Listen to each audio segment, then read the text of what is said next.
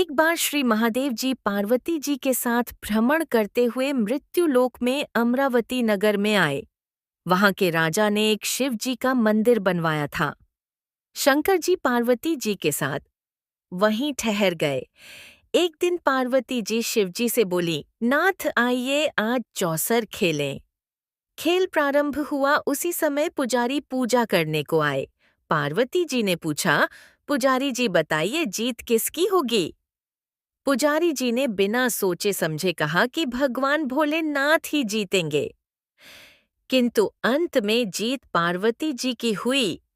पार्वती जी ने मिथ्या भाषण के कारण पुजारी जी को कोढ़ी होने का श्राप दे दिया। पुजारी जी कोढ़ी हो गए। कुछ दिन बाद देवलोक की अप्सराएं पूजन के लिए आईं और पुजारी जी को देखकर उनके कोढ़ी होने का कारण पूछा।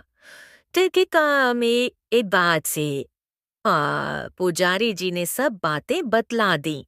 अप्सराएं बोली, पुजारी जी आप 16 सोमवार का व्रत करो, महादेव जी आपका कष्ट दूर करेंगे।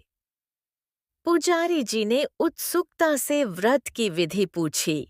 अप्सराओं ने पुजारी को 16 सोमवार व्रत की विधि बताते हुए कहा कि सोमवार के दिन सूर्योदय से पहले उठना, फिर स्नान आदि से निवृत्त होकर स्वच्छ वस्त्र धारण कर लेना। इसके उपरांत आधा सेर गेहूं के आटे का चूरमा बनाकर उसके 3 भाग कर लेना। फिर भगवान शिव की प्रतिमा के समक्ष घी का दीपक जलाकर गुड़, नैवेद्य, फूल, बेलपत्र, चंदन, अक्षत, जनेऊ का जोड़ा लेकर विधि विधान प्रदोष काल में भगवान शिव की पूजा करना। पूजा के बाद गेहूं के आटे से बनाए गए चूरमे के 3 भाग में से एक भाग भगवान शिव को अर्पित करना और एक आप ग्रहण करना। बाकी भाग को भगवान का प्रसाद मानकर सभी में बांट देना। इस विधि से 16 सोमवार व्रत कर 17वें सोमवार को 5 सेर गेहूं की बाटी का चूरमा बनाकर भोग लगाकर बांट दें।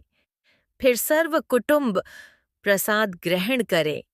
ऐसा करने से शिव जी आपके सारे कष्ट दूर करेंगे। यह कहकर अप्सराएं स्वर्ग लोक को चली गईं। पुजारी जी यथाविधि व्रत कर रोग मुक्त हुए और पूजन करने लगे। कुछ दिन बाद शिव पार्वती जी पुनः आए। पुजारी जी को कुशल देखकर पार्वती जी ने उनके रोग मुक्त होने का कारण पूछा।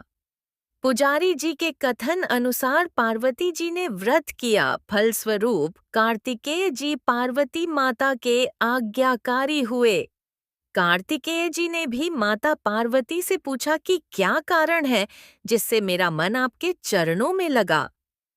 पार्वती जी ने वही व्रत बतलाया। कार्तिकेय जी ने भी व्रत किया, फलस्वरूप उनका बिछड़ा हुआ मित्र मिला।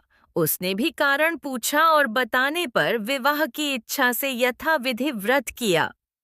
वह विदेश गया, वहां राजा की कन्या का स्वयंवर हो रहा था। राजा का प्रण था कि हथिनी जिसको माला पहनाएगी उसी के साथ पुत्री का विवाह होगा। वह ब्राह्मण भी स्वयंवर को देखने की इच्छा से एक और जा बैठा। हथिनी ने माला इसी ब्राह्मण कुमार को पहना दी। धूमधाम से विवाह हुआ। तत्पश्चात दोनों सुख से रहने लगे। एक दिन राजकन्या ने पूछा कि आपने कौन सा पुण्य किया जिससे राजकुमारों को छोड़ हथिनी ने आपको चुना। ब्राह्मण ने 16 सोमवार का व्रत सह विधि बताया। राजकन्या ने पुत्र प्राप्ति के लिए व्रत किया और सर्वगुण संपन्न पुत्र प्राप्त किया।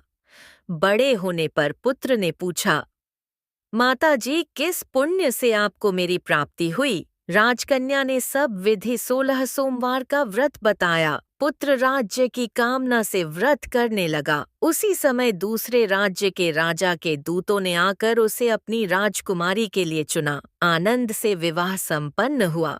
राजा के दिवंगत होने पर ब्राह्मण कुमार को राजगद्दी मिली। वह इस व्रत को करता रहा। एक दिन अपनी पत्नी को पूजा सामग्री शिवालय में ले जाने को कहा, परंतु उसने दासियों द्वारा भिजवा दी। जब राजा ने पूजन समाप्त किया तो आकाशवाणी हुई, इस पत्नी को निकाल दे, नहीं तो तेरा सत्यानाश कर देगी। प्रभु की आज्ञा मान उसने रानी को निकाल दिया। रानी भाग्य को कोसते हुए नगर में एक बुढ़िया के पास आई। उसका हाल देखकर बुढ़िया ने उसके सिर पर सूत की पोटली रख बाजार भेजा। रास्ते में आंधी आई, पोटली उड़ गई। बुढ़िया ने उसे फटकार कर भगा दिया। वहां से तेली के यहाँ पहुंची तो सब बर्तन चटक गए।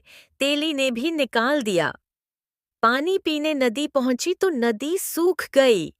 सरोवर पहुंची तो हाथ का स्पर्श होते ही जल में कीड़े पड़ गए। उसी जल को पीकर आराम करने के लिए जिस पेड़ के नीचे जाती वह सूख जाता। वन और सरोवर की यह दशा देखकर ग्वाल उसे मंदिर के गोसाई के पास लेकर गए। उसे देखकर गोसाई जी समझ गए कि यह कुलीन अबला विपत्ति की मारी हुई है। धैर्य बंधाते हुए बोले, बेटी तू मेरे यहाँ रह, किसी बात की चिंता मत कर। रानी आश्रम में रहने लगी, परंतु जिस वस्तु पर इसका हाथ लगे उसी में कीड़े पड़ जाए।